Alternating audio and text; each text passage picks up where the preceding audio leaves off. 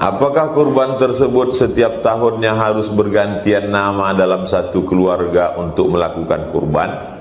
Selamat Ini datang di biasanya channel bapak-bapak Permata yang waktu Hidayah. daftar, Channel ini nama berisi istri kajian saya. yang bermanfaat dan menginspirasi Nama bagi bapak aja, kehidupan. kata Ustaz yang di masjid. Jangan Saya lupa takut like, pulang ke rumah. share, komen, dan subscribe ya, Ini agar bapak-bapak tidak yang macam ketinggalan ini ceramah nanti terbaru dari channel ini. tidak kena azab kubur Selamat lagi. menonton ceramah yang Saking telah kan sudah disediakan. azabnya di dunia. Terima kasih. Dia takut di kwitansi itu karena dari rumah, bang, mesti namaku, ya nama bang. Ibu-ibu dimanapun berada, saya kasih tahu, asal udah nama bapak itu, ibu dapat juga. Ya, jadi tak perlu gantian. Tahun lalu kan 2000 lah bang, tahun ini mesti, tahun enggak. Asal udah nama bapak itu, ibu dapat juga. Ya tahu, dah, tak usah masalahkan. Apa boleh berkurban mengatasnamakan orang tua yang sudah meninggal dunia? Boleh. Mana dalilnya? Waktu Nabi menyembelih kurban, Allahumma taqabbal min Muhammad wa ali Muhammad. Terimalah kambing ini dari Muhammad dan keluarga Muhammad SAW. Padahal waktu itu kurban disembelih di Madinah, Khadijah sudah meninggal di Makkah. Itu menunjukkan sampai ke keluarga yang sudah meninggal. Ambil kambing kedua, Allahumma taqabbal min Muhammad wa ummati Muhammad SAW. Terimalah untuk Muhammad dan untuk umat Muhammad SAW. Padahal waktu itu umat Muhammad sudah banyak yang meninggal di Makkah dan di Madinah. Seandainya yang meninggal tidak dapat, pasti dikhususkan Nabi, ya Allah terimalah kurban untuk umat Muhammad yang hidup aja, yang mati tak dapat. Itu menunjukkan yang sudah meninggal dunia sampai. Kalau ada nanti orang ngotot bilang yang meninggal nggak sampai, tolong kasih nama lengkap. Nanti kalau kau mati, aku kirim kambing. Kalau tak dapat, cepat-cepat kasih kabar. Assalamualaikum Ustaz. Waalaikumsalam warahmatullahi wabarakatuh. Kalau kita ingin berkurban, apakah harus menyaksikan hewan kurban kita saat disembelih? Ketika Sayyidina Muhammad SAW menyembelih, Sayyidah Aisyah menyaksikan. Ketika Sayyidina Ali menyembelih, Sayyidatuna Fatimah, Sayyidina Al-Hasan, Sayyidina Al-Husain menyaksikan. Itu menunjukkan dianjurkan membawa orang. Kalau perempuan dia tidak ikut menyembelih, tapi orang lain menyembelih dia menengok. Kalau laki-laki yang mampu dia menyembelih sendiri. Bismillahi wallahu akbar, Allahumma taqabbal min fulan bin fulan. Yang perempuan ikut menyaksikan. Hikmahnya apa? Menengok mati. Hikmahnya apa? Sya'airillah, syiar. Biar supaya orang jangan sepele nengok kita. Tengok tu orang Islam, penuh tanah lapang tu, bagi-bagi daging mereka. Apa hukum menyaksikan itu? Bukan rukun, bukan syarat, bukan wajib. Bukan rukun, bukan syarat, bukan wajib, sunat. Jangan gara-gara ini tak berkurban. Pak, kirimkan kurbannya ke suku Talang Mamak, suku Akit, suku Laut, suku Sakai. Wah enggak, saya mesti ngelihat penyembelihan. Transfer aja. Ngelihat itu tidak wajib, tidak rukun, tidak syarat. Transferkan ke nomor berikut ini.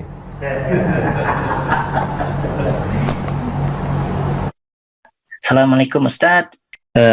Ingin menanyakan mana yang didahului ya, membayar utang orang tua yang sudah meninggal atau berkurban dulu? Wah ini cukup berat juga pertanyaannya.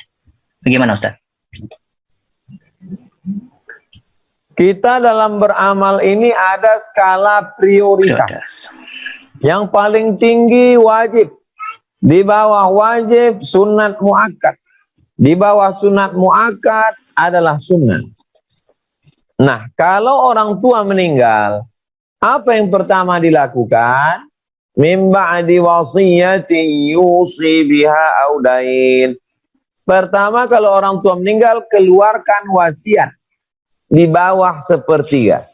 Jadi kalau orang tuanya punya harta warisan 1 miliar, cari wasiat-wasiat. Kata dia, ini wasiatku untuk bangun pesantren. Berapa? 500 juta. Batal wasiat 500, yang terlaksana 333 juta. Karena wasiat tidak boleh lebih dari sepertiga. Keluarkan 333, tinggal 666 juta. Yang kedua, dain, bayarkan hutang. Berapa hutang orang tua? Hutangnya pas 666, habis. Selesai. Ternyata datang lagi orang menagih hutang. Sementara harta warisan sudah habis. Wajibkah anak membayarkan hutang orang tua dari uangnya sendiri? Tidak. Saya ulang sekali lagi. Anak wajib membayarkan hutang ayahnya, hutang emaknya dari tirkah, dari harta warisan. Setelah harta warisannya habis, maka anak tidak wajib membayarkan hutang. Tapi kalau si anak mau membayar, bagus, itu baktinya pada orang tua. Sekarang uangmu ada 2,5 juta. Ada dua. Pertama, orang nagih hutang bapakmu. Yang kedua, untuk kurban. Mana yang kau depankan? Kurban atau nagih hutang? Bayarkan nagih hutang. Karena ruhnya tergantung-gantung antara langit dan bumi, tak diterima sebab hutang belum berbayar. Bayarkan hutangnya, setelah itu baru berkurban. Demikian. Wallahu a'lam. Assalamualaikum Ustadz. Waalaikumsalam warahmatullahi. Saya ingin bertanya, saya pernah mendengar kisah dari Rasulullah SAW ketika Rasulullah dan para sahabat berkurban, itu Bilal memotong ayam Pak Ustadz dan membagikannya. Itu hukumnya gimana ya? Apa ayam juga termasuk hewan kurban? Assalamualaikum. Dalam Al-Quran dijelaskan mimbahimatil an'am. Hewan yang dikurbankan itu mimbahimatil an'am. Al-an'am. Coba lihat surat Al-an'am. Apa arti Al-an'am? Al-an'am artinya binatang ternak. Yang dimaksud binatang ternak di situ apa? Kambing, sapi, lembu, kerbau, onta. Tidak ada ikhtilaf antar ulama. Saya kalau ada ikhtilaf satu pendapat saya sebutkan. Mazhab paling tua Hanafi, Maliki, Syafi'i, Hambali semuanya sepakat bahwa kurban itu adalah an'am, bukan burung puyuh, bukan ayam sekandang, bukan ikan sarden. Maka riwayat-riwayat yang dhaif tidak bisa dipakai sebagai dalil. Oleh sebab itu maka kita ikuti saja aturan yang sudah dibuat oleh para ulama. Yang tidak sanggup berkurban, jangan berkecil hati, karena ada ibadah lain. Pintu surga itu bukan cuma masuk lewat sedekah. Pintu surga bisa masuk lewat babur royan, banyak puasa sunat. Yang nggak punya duit, sedih nggak bisa kurban, kan bisa puasa sunat. Bisa masuk lewat zikir, bisa masuk lewat jihad. Pintu surga bukan cuma kurban. Jangan batasi kebaikan dari pintu satu saja. Wallahu a'lam bishawab. Assalamualaikum Ustadz. Ingin bertanya, jika ingin kurban untuk yang sudah meninggal, apakah satu sapi ya boleh digabung dengan kurban untuk yang masih hidup ya? Dan juga apakah digabung satu sapi untuk yang meninggal semua dan satu sapi untuk anggota keluarga yang hidup? Jadi apakah boleh digabung begitu Ustaz? Naharna ma'an Nabi sallallahu alaihi wasallam amal Hudaybiyata. Kami berkurban bersama Nabi Muhammad SAW pada tahun Hudaybiyah, tahun ke-6. Badanatan, 1 ekor onta, an sab'in, 7 orang untuk 1 ekor onta. Itulah dalilnya bahwa Nabi pernah berkurban 2 ekor kambing, pernah pula berkurban 1 ekor onta bersama-sama dengan sahabat. Apakah 7 orang itu boleh campur orang meninggal atau mesti orang hidup saja? Boleh bercampur. Boleh bercampur kurban. Suami, istri, anak, mantu, cucu, almarhum ayah, almarhum ibu boleh.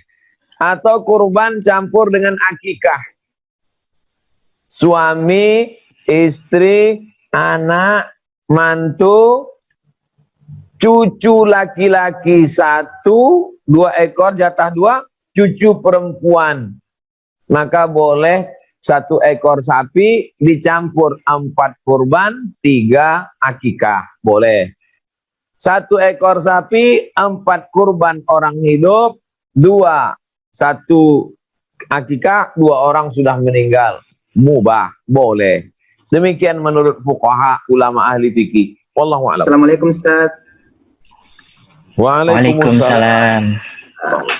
Mohon izin Ustaz mau bertanya, misalnya seorang anak mau menghadiahkan kurban kepada kedua orang tuanya, tapi belum sanggup membeli sapi Ustaz. Jadi misalnya mau beli domba atau kambing. Nah, cuma membeli domba dan kambingnya juga belum sanggup untuk beli sendiri. Kalau misalnya membeli 1 domba tapi patungan dengan saudaranya, apakah itu boleh Ustaz? Jadi bukan 1 orang, misalnya berdua atau bertiga. Afwan Ustaz, syukran. Kalau adik-beradik, saudara-saudara 5 orang, si A 500.000, anak nomor 2 500, kemudian yang dari Jepang karena duitnya banyak 1 juta, kemudian adiknya yang 1 lagi 500, yang 1 lagi kamu nggak usah ngasih, cukup doakan aja. Akhirnya terkumpullah duit 2,5 juta. Belikan seekor kambing, serahkan ke orang tua, maka nanti kambingnya dipotong atas nama orang tua. Orang tuanya masih hidup. Pak tukang jagal, bismillahi wallahu akbar. Dengan nama Allah. Allahumma taqabbal min Pak Fulan bin Fulan. Jadi si tukang jagal hanya nyebut nama. Tanpa disebutnya min Fulan bin Fulan, anaknya patungan. Nggak ada. Modal. Begitu juga kalau kita dapat hadiah dari non-muslim. Ada 1 masjid dapat hadiah 1 ekor sapi dari non-muslim. Nanya ke saya, boleh apa enggak? Ambil aja. Ambil sapinya. Selama tidak ada unsur agama. Murni hadiah. Enggak ada apa-apa ini. Yakin enggak ada apa-apa? Enggak. Ambil. Nanti sebutkan 7 orang nama pengurus masjid. Ketua, sekretaris, bendahara, seksi keamanan, seksi parkir, seksi humas, seksi ibadah. Jadi dipotong atas nama pengurus yang menerima hadiah. Bukan atas nama si non-muslim. Karena orang non-muslim nggak boleh berkurban. Syarat berkurban itu muslim, baligh, berakal. Kalau dia nggak berakal, masih anak-anak, itu kurban hadiah dari orang tua untuk si anak. Mubah diterima. Demikian. Wallahu a'lam. Assalamualaikum Ustadz. Bagaimana hukum seorang muslim jika seumur hidupnya tidak pernah berkurban dikarenakan kondisi perekonomiannya yang mungkin serba kekurangan Ustadz? Mazhab ada 4. Paling tua mazhab Hanafi. Meninggal tahun 150 Hijrah. Nomor 2 mazhab Maliki. Imam Malik meninggal 179. Nomor 3 mazhab Syafi'i. Meninggal 204. Mazhab keempat Imam Ahmad bin Hanbal Hambali. Meninggal 241. 4. Adakah di antara 4 mazhab ini yang mengatakan kurban itu wajib? Ada. Mazhab Hanafi saja. 1 mazhab mengatakan wajib. Orang yang bermazhab Hanafi ini di mana? India, Pakistan, Bangladesh, Turki, sebagian Mesir, sebagian Kufah Irak. Ini Hanafi. Mereka wajib berkurban. Sedangkan mazhab Maliki, Syafi'i, Hambali, berkurban hukumnya sunat muakkadah. Sunat muakkad, nggak wajib. Jadi kalau ada orang seumur hidup nggak pernah berkurban, ya nggak apa-apa, nggak wajib. Tapi keterlaluan, nikmat sudah banyak dapat, kenapa nggak berkurban? Inna a'tainakal kautsar. Kau sudah banyak dapat nikmat. Fasolli, sholatlah, syukur. Wanhar, berkurbanlah. Nggak mau juga berkurban, siap-siap. Duitnya tetap hilang. Tahan tuh 2,5 juta. nanti hilang juga. Jantung koroner 10 juta, diabetes mellitus 15 juta. Ada saja cara uang itu keluar. Tapi saya nggak punya duit, Pak Ustadz. Ya nggak punya duit, siapa nyuruh kamu berkurban? Zikir, baca Quran, sholat sunat, senyum aja ibadah. Jangan paksakan diri kalau tak mampu. La yukallifullahu nafsan illa wus'aha. Allah tidak membebani orang kalau tidak mampu. Wallahu a'lam. Dari Mbak Tiara nih di Kanagawa, kalau istri dan suami bekerja, ini afdalnya bagaimana Ustadz? Apakah masing-masing itu satu kambing atau boleh tadi satu kambing untuk keluarga? Terima kasih Ustadz. Kurban terbagi 3. Kurban yang paling hebat, kurban kelas atas, VVIP. Nabi menyembelih 63 ekor, Sayyidina Ali menyembelih 37 ekor. 63 tambah 37, 100 ekor untuk Nabi sendirian. The best. Kalau ada orang KMII Jepang, 100 ekor onta saya sendiri. Nih, mantap. Keren. Ini paling atas. 100 ekor sendirian. Di bawah itu, 1 ekor onta bertujuh. Tahun Hudaybiyah. Bawah. Di bawah itu, 1 ekor kambing untuk 1 keluarga. Kepala rumah tangga, 1 ekor kambing untuk 1 keluarga. Ini kelas ekonomi paling bawah. Saya anjurkan yang KMII, yang duitnya banyak di Jepang, maka yang tengah.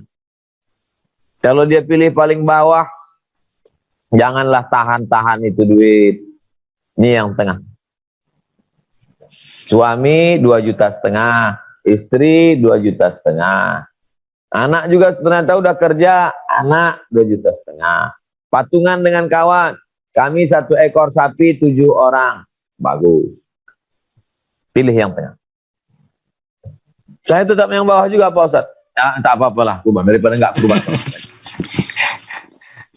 Iya Ustadz. Baik. Assalamualaikum warahmatullahi wabarakatuh. Waalaikumsalam. Saya mau tanya Pak Ustadz, anak saya yang laki-laki kan kekahannya baru 1 kambing, jadi 1 kambingnya lagi belum. Terus saya keburu sama suami pisah gitu, yang tanggung jawab itu suami apa saya sebagai ibunya gitu Ustadz. Itu yang pertama. Terus yang kedua, saya tahun kemarin sudah kurban, apakah kalau misalnya seandainya tahun ini ada rezeki kurban lagi, tidak masalah kah gitu. Terima kasih. Assalamualaikum warahmatullahi wabarakatuh. 2 pertanyaan. Memberi makan, membeli pakaian, memberi tempat tinggal, memberi pendidikan, memberi perhatian, nafkah, kewajiban suami. Jadi anak ibu laki-laki akikah 1 ekor. Menurut mazhab Hanafi sudah cukup. Tapi kalau menurut mazhab Syafi'i 2 ekor. Kalau gitu 1 ekor lagi. Tanggung jawab siapa? Tanggung jawab suami ibu, mantan suami. Tanggung jawab bapaknya, ayahnya. Tapi kalau ibu mau, bagus, nggak salah. Berhitung sebagai sodakoh. Mudah-mudahan dia jadi anak yang berbakti, anak yang soleh. Ini tentang masalah tanggung jawab, sebetulnya tanggung jawab ayah, bapak, orang tua. Yang kedua, apa tadi yang kedua? Yang kedua itu sudah kurban tahun lalu, apakah boleh kurban tahun ini? Sudah kurban tahun lalu, tahun ini kurban lagi. Nabi berkurban berapa tadi? Berapa ekor onta tadi? 63 ekor. Kenapa 63? Enggak ada yang tahu kenapa 63. Setelah Nabi meninggal baru sahabat pikir. Ternyata Nabi berhenti pada 63 karena kenapa 63? Karena dia ingin tiap tahun berkurban. 63 tahun. Ibu kurban tiap tahun. Kalau ada uang, nggak ada uang ya nggak apa-apa, jangan paksakan diri. Jangan 63 ekor nanti. Allah. Baik, terima kasih Ustaz. Bolehkah seorang non-muslim menerima daging kurban, Ustadz? Demikian pertanyaannya. Assalamualaikum warahmatullahi wabarakatuh. Waalaikumsalam warahmatullahi wabarakatuh. Ada seorang non-muslim datang menjumpai anaknya. Anaknya muslim. Nama anaknya Asma. Asma takut ketemu dengan ibunya karena non-muslim. Bertanyalah Asma kepada Nabi. Kanjeng Nabi, boleh nggak saya menemui ibu saya non-muslim? Kata Nabi, siliha, sambung silaturahim dengan ibumu. Afa'u'tiha, bolehkah saya memberikan sesuatu? Kata Nabi, i'tiha, berilah dia hadiah. Inilah dalil boleh memberi daging kurban kepada non-muslim. Dengan syarat kurban sunnah. Kurban wajib nggak boleh. Kurban sunat boleh. Kurban wajib nggak boleh. Kurban wajib itu apa? Kurban nazar. Saya bernazar. Kalau kontrak diperpanjang di Jepang, saya kurban. Tapi kalau nggak diperpanjang, saya nggak kurban sampai mati. Maka kurban nazar nggak boleh. Kurban nazar, semuanya mesti diserahkan ke fakir miskin, nggak boleh dimakan. Sama yang berkurban. Dan nggak boleh dibagi ke non-muslim. Makanya bagi tahu panitia, ini kurban saya bukan kurban sunat, tapi kurban nazar. Wallahu a'lam. Nah, apakah benar Ustaz nih, bila berkurban kambing atas nama anak perempuan, bisa diwakilkan melalui nama ayahnya? Jadi maksudnya, apakah nama bapak bisa mewakili semua nama keluarga atau harus satu-satu? Bagaimana Ustaz? Orang yang berkurban, slaughter, tukang potong, mas, tukang jagal, yang paling afdol dia sebut namanya. Allahumma taqabbal min fulan bin fulan. Ya Allah, terimalah fulan bin fulan, fulan bin fulan, fulan bin fulan, fulan bin fulan. Allahu Akbar. Andai tidak dia sebut, nih ibu-ibu rame nih menyaksikan pemotongan di musola. Pulang dari pemotongan nangis. Suaminya nanya, kenapa ma? Tukang potong nggak nyebut nama saya. Maka nggak disebut pun sudah sampai. Yang penting niatnya, innamal a'malu bin niat. Maka kalau ibu bapak sudah niat, ini uang 2,5 juta untuk anak saya. Maka waktu motong itu mereka tidak sebut, sudah sampai niatnya, innamal a'malu bin niat. Dia tidak sama seperti akad nikah. Kalau akad nikah mesti disebut bin fulan, aku terima nikahnya dengan mahar sebentuk cincin emas tunai. Kalau kurban ini enggak, andai enggak disebut pun sah. Innamal a'malu binniyat wa innamal likulli imri'in ma nawa. Wallahu a'lam. Baik, Jazakallahu khair. Assalamualaikum warahmatullahi wabarakatuh. Ustaz. Waalaikumsalam warahmatullahi wabarakatuh. Jazakallah khair kepada admin yang telah mempersilahkan saya. Saya ada pertanyaan Ustaz, untuk berapakah afdalnya bagian daging yang diambil dari kurban untuk yang berkurban dan berapakah untuk yang dibagikan? Qadarullah saya berkeluarga dengan warga negara Maroko. Kebetulan saat itu, saat Idul Adha, saya pernah berada di Maroko dan hampir setiap kepala keluarga, setiap rumah di Maroko itu berkurban. Dan dagingnya itu diambil semuanya untuk rumah tersebut, tidak dibagikan karena setiap rumah hampir semua berkurban. Dan itu bagaimanakah hukumnya Ustaz? Jazakallah khair. Assalamualaikum warahmatullahi wabarakatuh. Waalaikumsalam warahmatullahi wabarakatuh. Dua cara. Yang pertama yang paling afdal, fakulu minha, makan hatinya sedikit. Kulu minha, makan sedikit. Sisanya bagikan semua ke fakir miskin. Habis. Itu yang paling afdal. Cara yang kedua, dibagi sepertiga. Sulusahu, sepertiga untuk yang berkurban. Misalnya saya beli kambing potong sendiri, bawa pulang ke rumah, bagi 3. Sepertiga untuk orang di rumah, sepertiga untuk jiran kerabat tetangga, sepertiga untuk fakir miskin. 2 cara. Pertama, ambil hatinya saja, sisanya habis fakir miskin. Cara yang kedua, sepertiga untuk orang di rumah, sepertiga untuk jiran tetangga sahabat kerabat, sepertiga untuk fakir miskin. 2 cara saja. Itu yang ikut sunnah. Kita tidak ikut tradisi orang. Karena amal ini bukan tradisi, tapi ikut tuntunan. Wa ma atakumur rasulu fakhudhuhu. Yang dilakukan oleh Rasul, ikuti. Wa ma nahakum anhu fantahu. Yang dilarang, tinggalkan. Standar yang ada dalam kitab fikih, 2 cara tadi. Saya anjurkan pilih yang afdal. Ambil dikit saja, bagikan fakir miskin. Wallahu a'lam. Mana yang lebih afdal, kurban kambing 1 ekor 1 orang atau sapi 1 ekor 7 orang?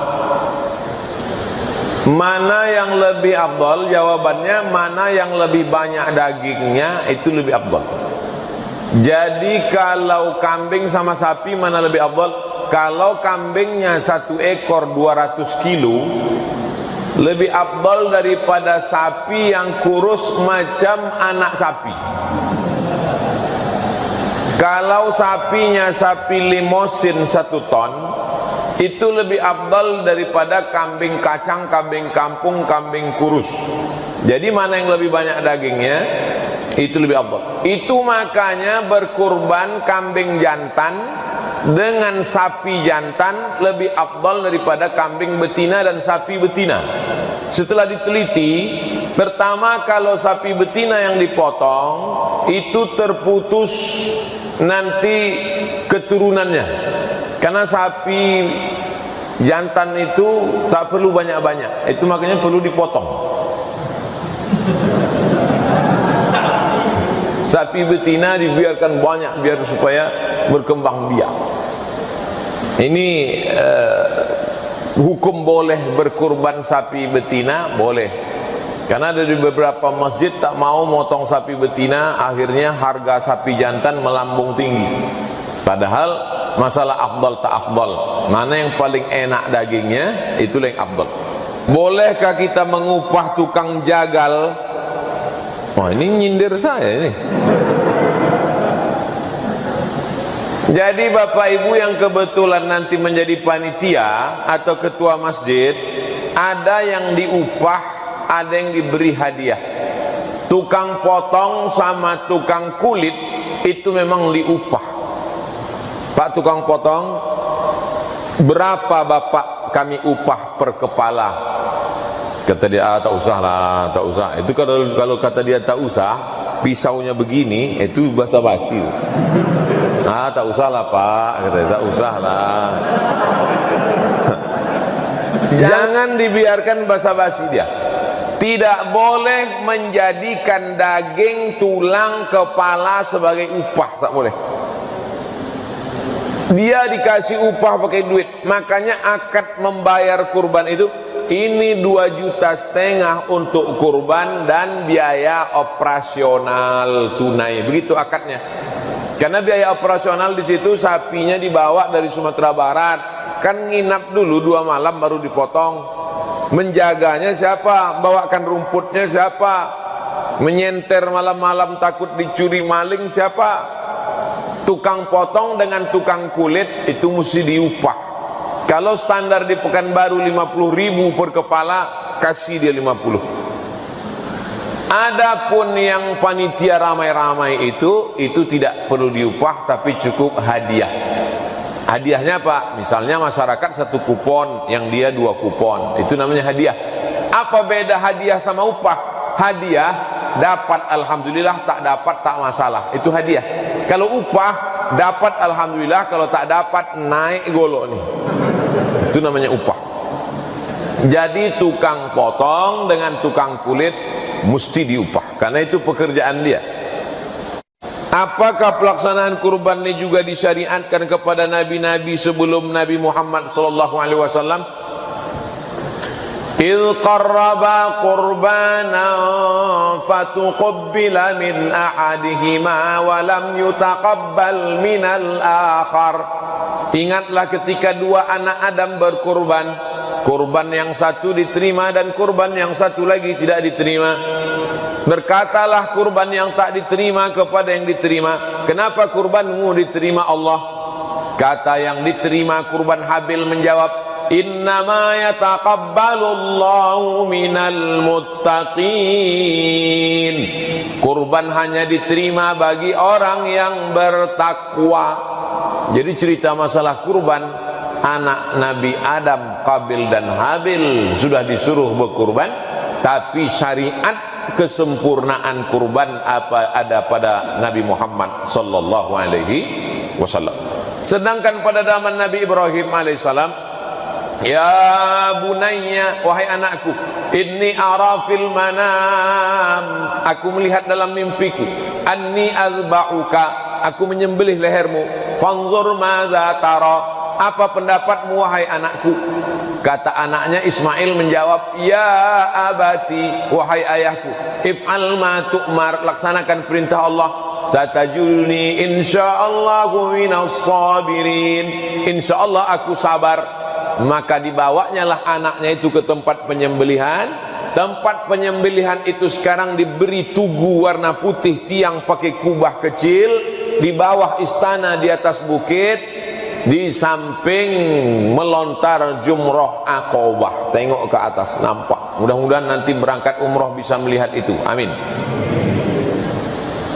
Ketika mau disembelih anak, fafadainahu bidzibhin azim, kami tebus anaknya itu dengan sembelihan seekor kambing domba yang besar.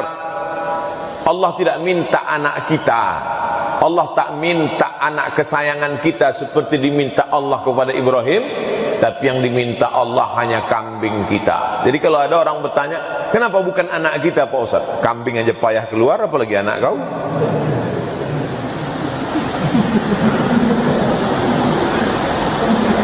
Lima, kapan sebaiknya pembagian daging kurban dilaksanakan? Habis sholat paling afdol tanggal 10. Berubah pikiran tanggal 11 mau berkurban, bagus. Tanggal 12 masih ada duit, oke. Tanggal 13 4 hari sampai 14 terakhir menjelang azan maghrib, habis asar sebelum tenggelam matahari. Begitu azan maghrib tanggal 13 sore, Allahu Akbar, Allahu Akbar, datanglah seorang bapak, ini 2,5 juta, kau makanlah duit kau tuh, tak ada gunanya lagi. Tahun depan ya kalau sampai hari kurban.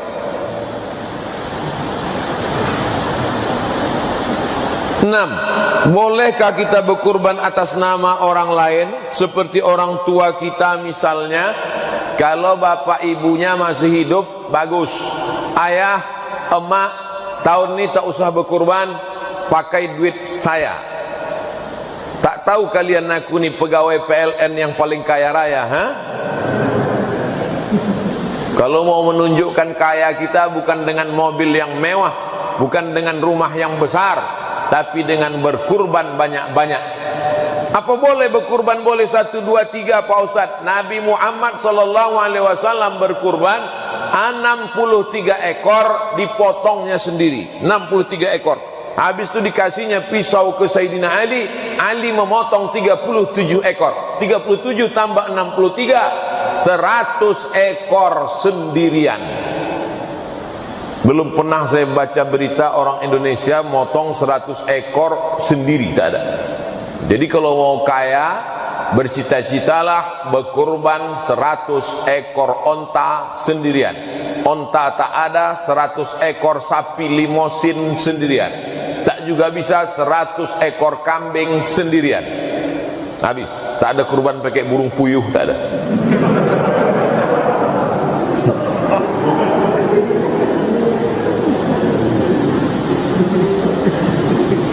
Kalau untuk almarhum yang sudah meninggal, Allahumma taqabbal min fulan bin fulan, sampai tak pahalanya Pak Ustaz? Dua dalilnya. Pertama, Nabi menyembelih kambing. Allahumma taqabbal min ummati Muhammad. Terimalah kurban ini untuk umat Muhammad. Padahal waktu itu umat Muhammad sudah banyak yang meninggal dunia karena berkurban dilaksanakan di Madinah, sedangkan sebelum itu sudah banyak yang meninggal di Makkah. Itu menunjukkan kurban sampai pada umat Muhammad SAW. Kambing yang kedua, Allahumma taqabbal min ali Muhammad. Terima untuk keluarga Muhammad. Padahal kambing itu disembelih di Madinah. Sebelum itu sudah meninggal keluarga Nabi Muhammad SAW, Khadijah di Makkah. Itu menunjukkan sampai untuk yang meninggal dunia. Sudah kusampaikan dalilnya. Ragu juga berkurban untuk almarhum almarhumah, tak ada dalil lagi. Karena cerita tentang masalah ghaib, tak nampak. Iman. Terakhir, ketujuh, apa hukum masak daging kurban untuk dimakan bersama oleh petugas? Begitu selesai pemotongan, langsung diambil 2 kilo, 3 kilo, dipotong-potong halus, dimasukkan ke dalam panci, dimasak sup. Allahumma barik lana fima razaqtana wa qina azabannar. Yummy. Yang kau makan ini jatah siapa? Ini kambing masih belum jelas jatah siapa. Pemiliknya 3 orang. Pertama orang yang berkorban, kedua jiran, sahabat, kerabat, tetangga, ketiga fakir miskin. Maka ketika dimakan tak jelas pemiliknya, makan haram. Solusinya gimana Pak Ustaz? Solusinya begini. Setelah habis dipotong, panggil pemilik sapi pertama, Pak GM, Pak Kepala Cabang, Pak Kepala Ranting, Bapak entah apa kepala-kepala apa lagi lah. Sampai 7 orang kumpul semua. Pak, ini kan jatah Bapak ada 1/3 di sini kan. Kami ambil jatah Bapak nih 5 kilo untuk kami makan pagi ini ya. Kami kalau cuma makan lontong lemas kami Pak, tak bisa kami motong-motong nih. Kata Bapak yang 7 tu, ambillah. Yang 6 baik, ambillah. Yang 7 ni ada 1. Enggak kata. Angkatlah golok tu. Sini Pak. Sini. Langsung masuk waktu. Bolehkah yang menyembelih hewan potong dibayar jasanya? Saya ke masjid sampaikan ke ketua panitia supaya waktu menerima duit kurban itu bunyi akadnya begini. Ibu bapak bunyi akad ini. Saya bayarkan 2,5 juta untuk biaya kurban dan biaya operasional tunai. Supaya apa? Nah, sapi itu tak sama yang kurus yang gemuk. Oleh sebab itu sisa duit itu dipakai untuk biaya operasional, ongkos truk pembawa, sampai di Pekanbaru nginap dulu sapinya beberapa malam. Siapa yang jaga malam? Lalu kemudian ada 2 itu yang mesti digaji. Tak boleh diambil dari daging, tak boleh kepala dikasih ke dia sebagai gaji upah. Yang 2 yang wajib digaji itu adalah tukang potong dan tukang kulit. Tukang potong itu kalau tak dikasih pisau itu bisa ke kita. Makanya ini kita harus tanya dari awal. Bapak kalau memotong 1 ekor berapa? 50.000 kata dia. Ini sapi ada 5. Kalau gitu 250. Dari awal tuh harus jelas MOU, Memorandum of Understanding between me and you. Kalau tidak nanti menjadi konflik di tengah masyarakat. Itu mesti dikasih upah. Di sini pertanyaannya, bolehkah yang menyembelih hewan potong dibayar? Bukan boleh, wajib dia dikasih upah, karena dia juga mau makan. Kecuali yang motong terobokok. Atau dibagi saja daging kurban untuk dia. Daging kurban, kulit kurban, kepala kurban tak boleh dijadikan sebagai upah. Sebagai hadiah boleh. Apa beda upah sama hadiah? Hadiah dapat, alhamdulillah. Tak dapat, tak apa-apa. Itu hadiah. Kalau upah wajib ada. Kalau tak ada, panjang. Oleh sebab itu tukang potong sama tukang jangan daging sebagai upah, sebagai hadiah, tapi dia kasih gaji. Waalaikumsalam. Apa makna puasa Arafah yang bisa menghapus dosa setahun yang akan datang, Ustadz? Dan juga mungkin ini berkaitan, Ustadz, apakah amalan yang terbaik bagi ibu-ibu yang hamil, sedang hamil, sehingga tidak bisa berpuasa pada saat puasa Arafahnya? Bersilakan, Ustadz.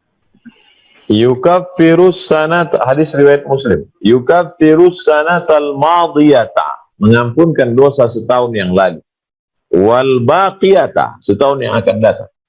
Makna setahun yang telah lalu itu as-saghair, dosa-dosa kecil, dan tidak terkait dengan orang lain, dosa kepada Allah. Adapun dosa karena menganiaya orang, nempeleng orang, memfitnah orang, makan harta orang, nipu orang, mesti minta maaf kepada orang. Kalau sudah meninggal dunia, terkait dengan materi, uang dihitung, lalu serahkan untuk keluarganya. Keluarganya tidak diketahui lagi, serahkan ke masalih ammah, lembaga kepentingan umum, musholla, surau, masjid, Islamic Center, pusat kajian Islam yang dinikmati oleh orang banyak. Ini terkait kalau dosa kepada manusia. Adapun dosa kepada Allah, diantara menembusnya dengan istighfar, salat sunat taubat, termasuklah ini dengan puasa Arafah, menghapuskan dosa setahun yang lalu. Bagaimana dengan wal baqiyata? Apakah dengan puasa Arafah lalu orang merasa, sudahlah buat dosa aja setahun akan datang? Enggak, bukan begitu maksudnya. Kalau kita sudah bersih setahun yang lalu, sebagaimana kita pakai baju bersih, kita semakin menjaga untuk tidak menodainya. Kita mau pergi sholat, minum kopi, kopinya tumpah ke baju, kita ganti baju baru. Kita malu menghadapi orang dengan baju kena noda. Bagaimana dengan menghadap Allah dengan banyak dosa? Maka makna menghapuskan dosa setahun yang akan datang, kita menjadi sayang dengan diri kita untuk tidak mengotorinya. Kalla balrana ala qulubihim. Satu titik hitam di hati mereka. Satu dosa, satu titik hitam. Satu dosa, satu titik hitam. Maka semua isi dada ini dosa gara-gara banyak melakukan maksiat, lalu dia menjadi hitam.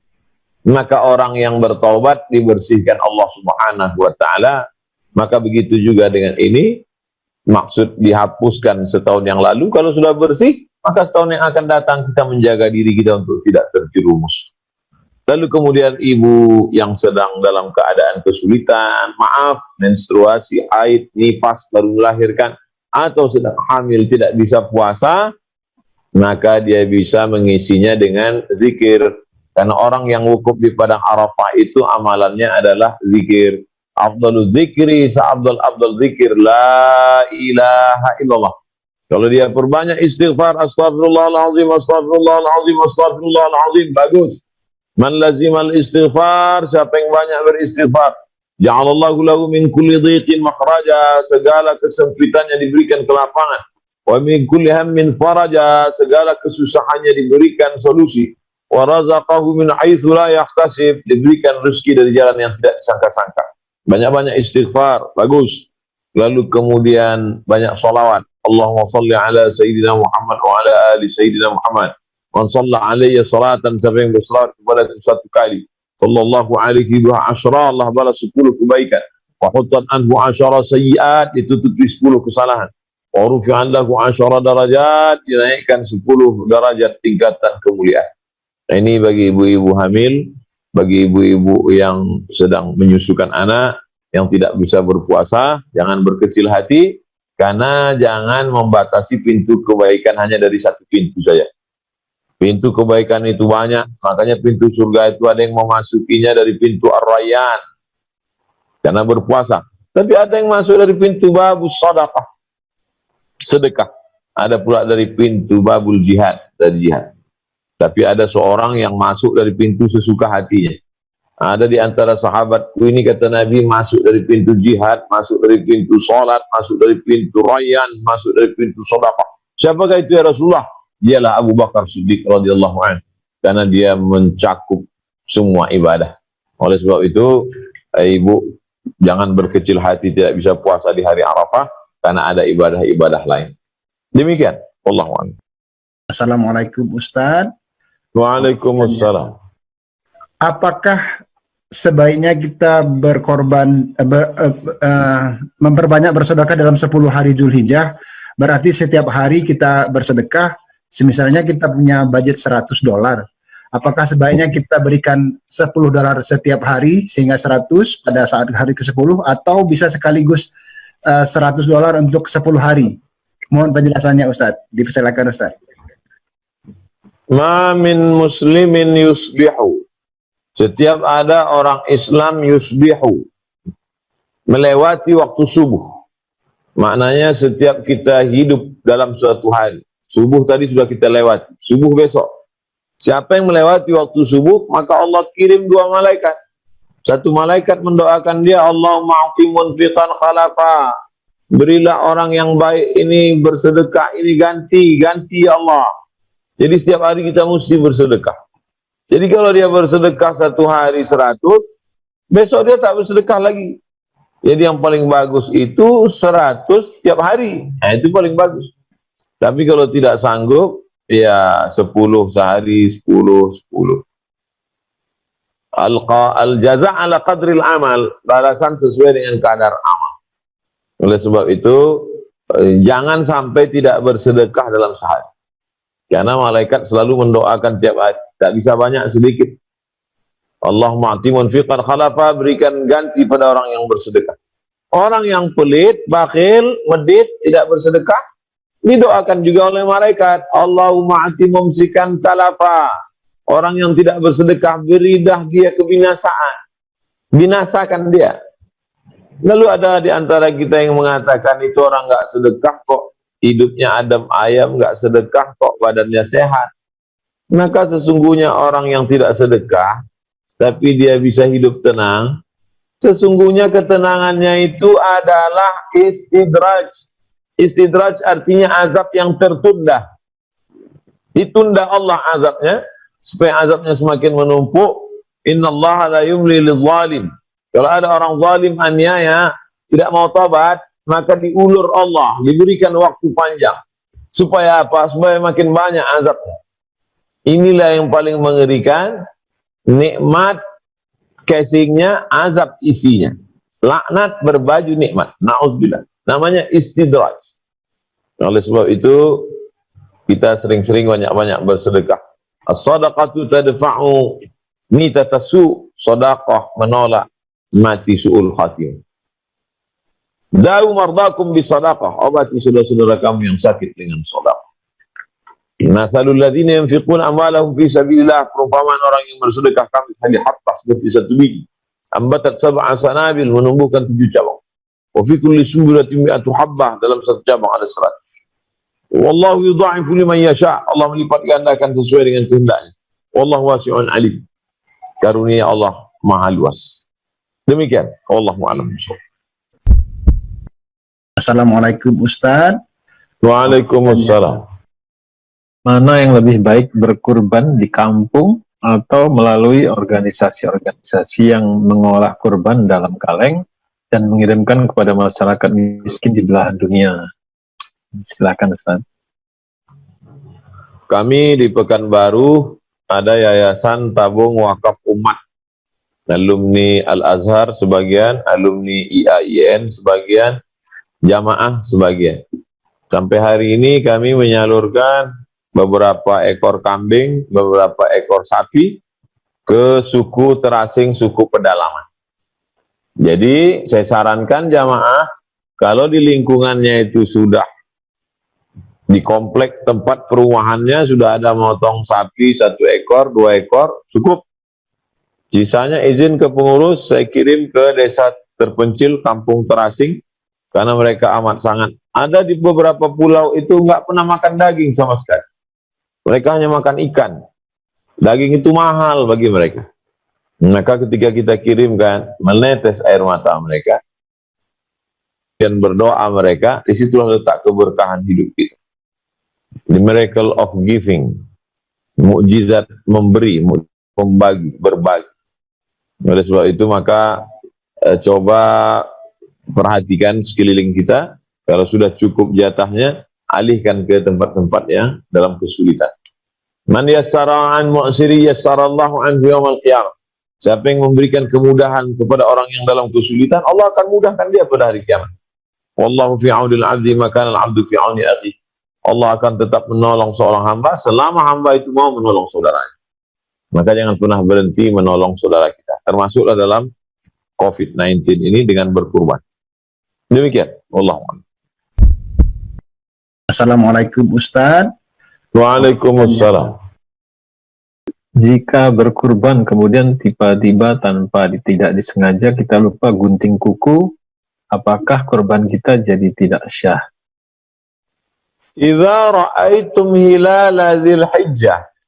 Kalau kamu melihat hilal bulan Zulhijjah, wa arada ahadukum ayyudhi, dan kamu mau berkurban, falyumsik an sya'rihi wa azfarihi.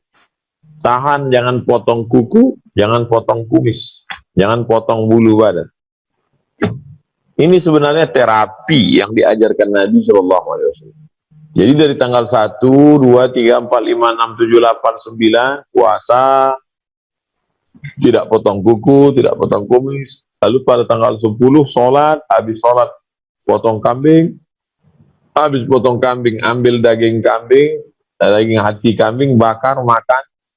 Setelah itu Allah ampunkan silap salah dosanya, potong kuku, rapikan kumis, dia fresh, baru.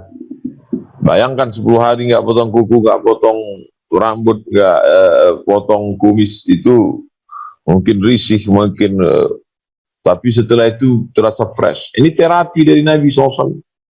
Ya, oleh sebab itu kalau kita laksanakan baik.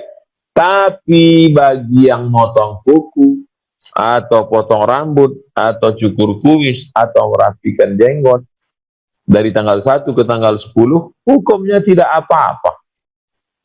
Karena bukan rukun, bukan syarat, bukan wajib. Dia hanya sunnah, anjuran. Jadi bagi yang ada motong kuku atau motong bulu badan, hukumnya mubah. Tidak haram, tidak makruh. Demikian. Wallahu a'lam. Assalamualaikum Ustaz. Waalaikumsalam. Bolehkah kita niatkan puasa di bulan Zulhijjah bersama dengan kodok puasa Ramadan? Silakan Ustaz.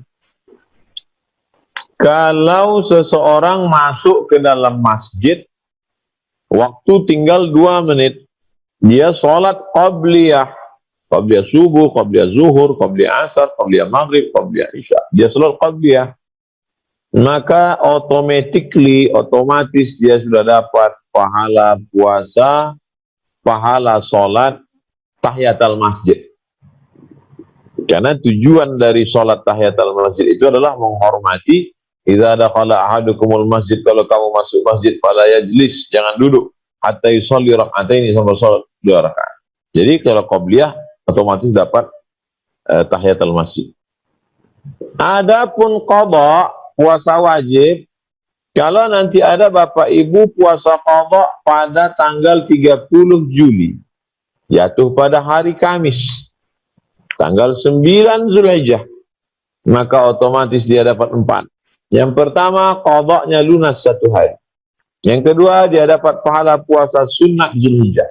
Yang ketiga, dia dapat pahala puasa sunat hari Kamis, dapat pahala puasa sunat 9 Zulhijjah, dapat pahala puasa sunat Arafah.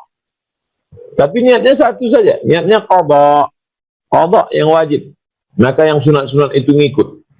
Tapi kalau dia niat puasa sunat, qadanya nggak ngikut, karena payung besar wajib ini memayungi yang kecil-kecil. Oleh sebab itu niatnya mesti niat qada saja. Kalau dia niat puasa Kamis, maka nggak dapat qadanya. Tapi kalau dia niat puasa qada, Kamisnya dapat. Nah, ini tentang masalah dapat satu amalan tapi dapat beberapa niat. Wallahu a'lam. Assalamualaikum Ustaz. Waalaikumsalam. Bagaimana hukumnya badal haji untuk orang tua yang sudah meninggal? Seorang sahabat Nabi melaksanakan haji, dia mengatakan labbaik Allahumma syubrumah, saya hajikan syubrumah. Labbaik Allahumma syubrumah, saya hajikan syubrumah. Nabi nanya, syubrumah itu siapa? Akhi, saudara saya. Kamu hajikan dia? Iya. Kamu sudah haji apa belum? Belum. Hajikan dirimu, setelah itu baru hajikan syubrumah. Itu dalil boleh membadalkan, menggantikan haji orang lain. Baik saudara kandung, orang lain, atau ayah, atau ibu. Dengan syarat dia sudah melaksanakan haji. Tahun lalu sudah haji, tahun depan haji. Maka niatnya membadalkan haji almarhum ayahnya atau almarhumah ibu. Anak laki-laki boleh menghajikan ibunya yang perempuan, anak perempuan boleh menghajikan ayahnya yang laki-laki, walaupun berbeda. Hadis yang kedua, ya Rasulullah, ayah saya, ibu saya meninggal. Bolehkah saya menghajikan untuknya? Kata Nabi, seandainya kau punya hutang, kepada manusia, apakah kau bayar? Ya. Fadainullah ahaqqu an yuqda. Hutang kepada Allah lebih layak untuk dibayar. Jadi kalau ada ayah ibu bernazar dulu, saya mau haji, meninggal dia, maka anaknya melaksanakan badal haji untuknya dengan syarat anaknya sudah melaksanakan ibadah haji. Jadi bagi anaknya itu haji kedua atau haji ketiga. Demikian. Allahu a'lam.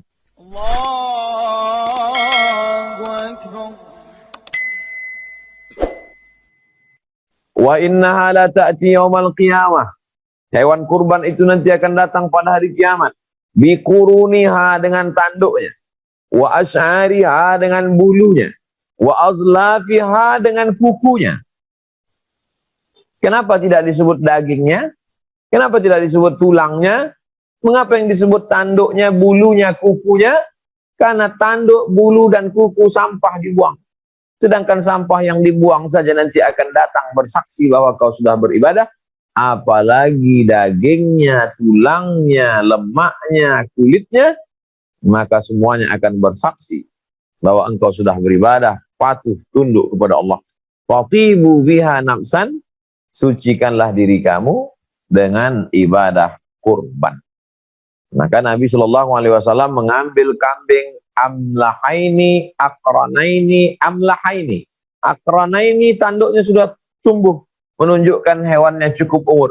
Jangan potong kambing tidak cukup umur, dagingnya belendir, menjijikkan, tak dimakan orang. Kalau dia kambing kampung, kambing kacang 2 tahun masuk 3. Kalau kambing domba masuk tahun kedua. Kalau dia lembu masuk, kalau dia onta masuk tahun kelima.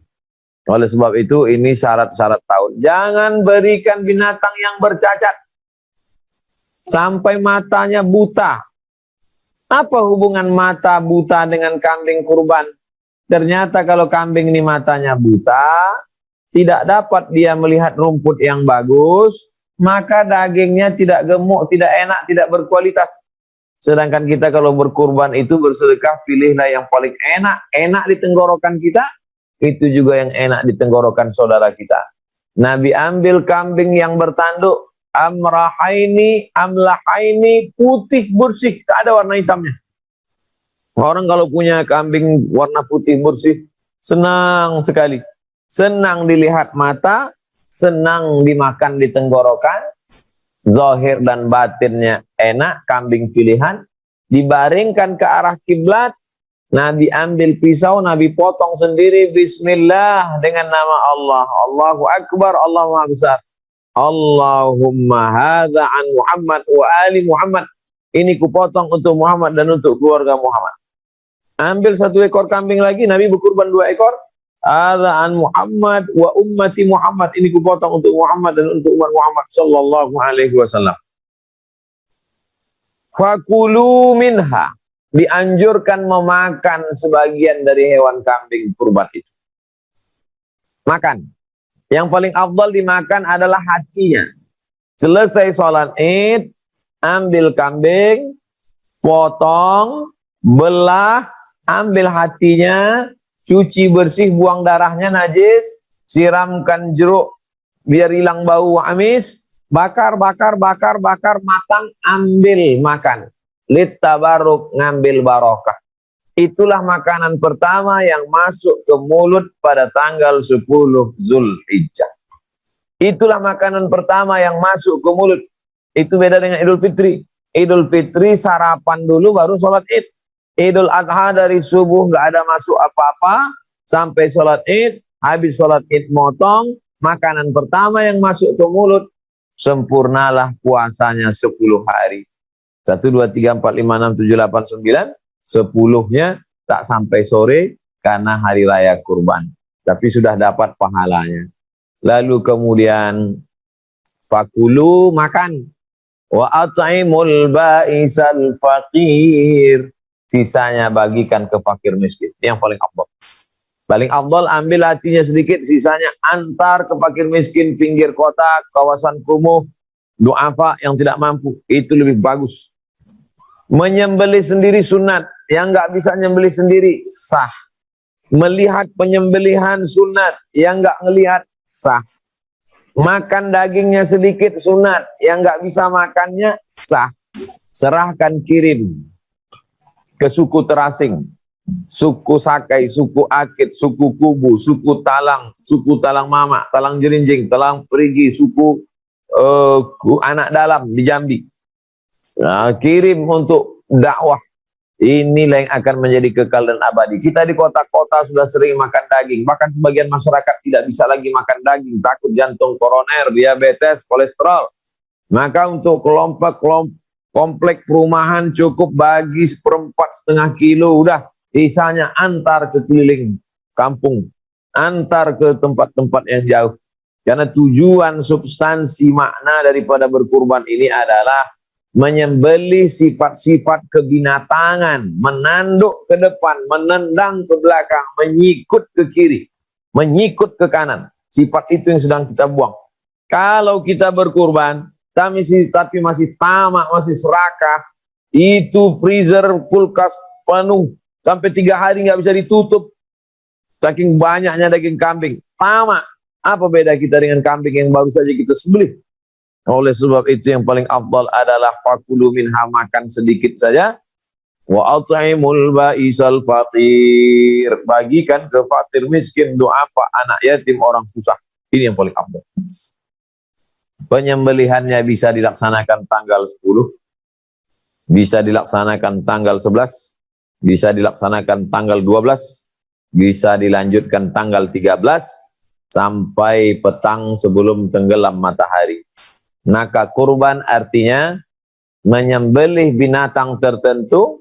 Yang disembelih itu an'am, binatang ternak, kambing, lembu, onta, sapi, kerbau. Pada hari tertentu, 10, 11, 12, 13.